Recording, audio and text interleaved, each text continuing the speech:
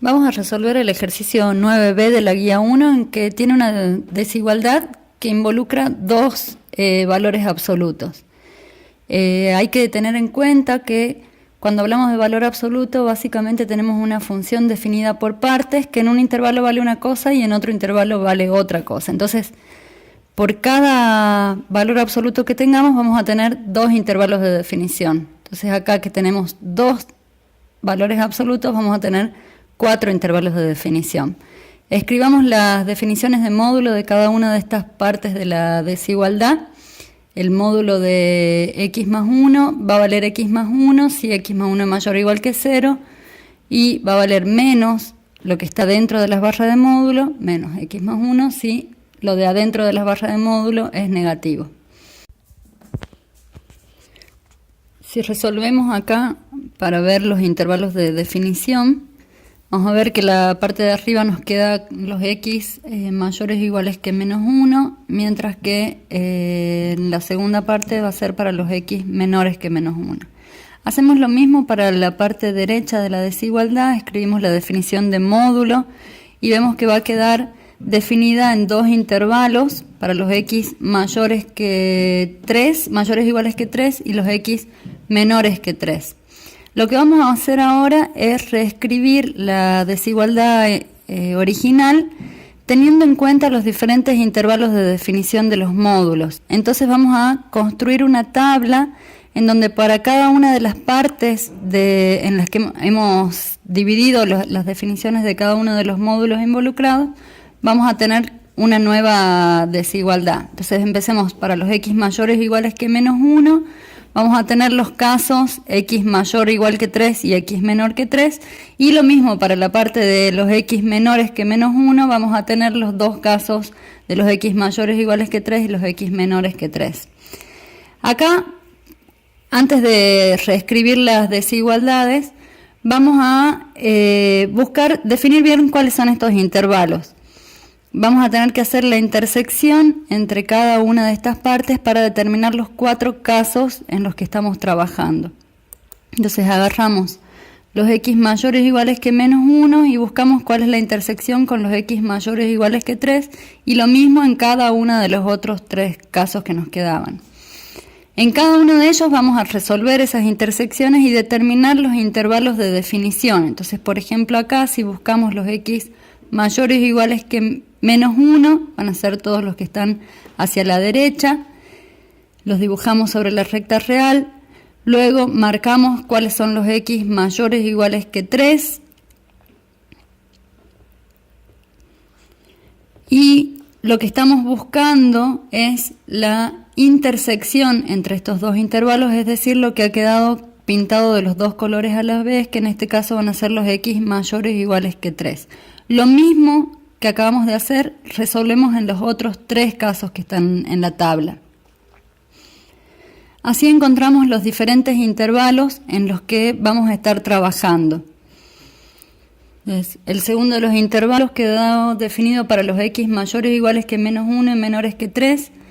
El tercer caso, fíjense que la intersección nos ha quedado el conjunto vacío, y el último de los casos es para los x menores que menos 1.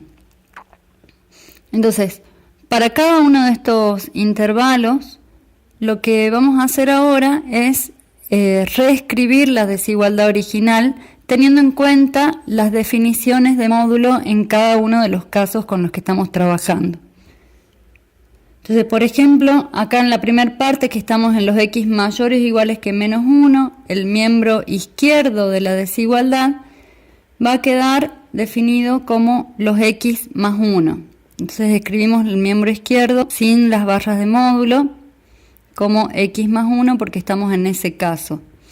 Mayor que en la parte, en el miembro derecho, que es el módulo de x menos 3, en el intervalo x mayor o igual que 3, sabemos que vale x menos 3. Entonces escribimos eso. Lo mismo vamos a ir haciendo en cada uno de los otros intervalos de definición para los x mayores o iguales que menos 1.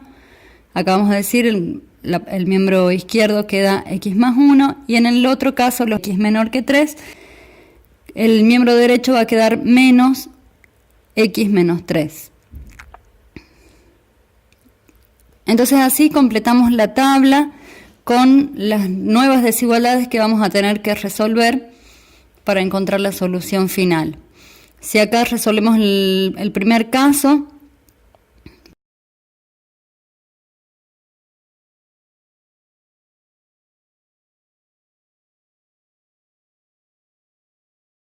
y nos queda que 0 es mayor que menos 4.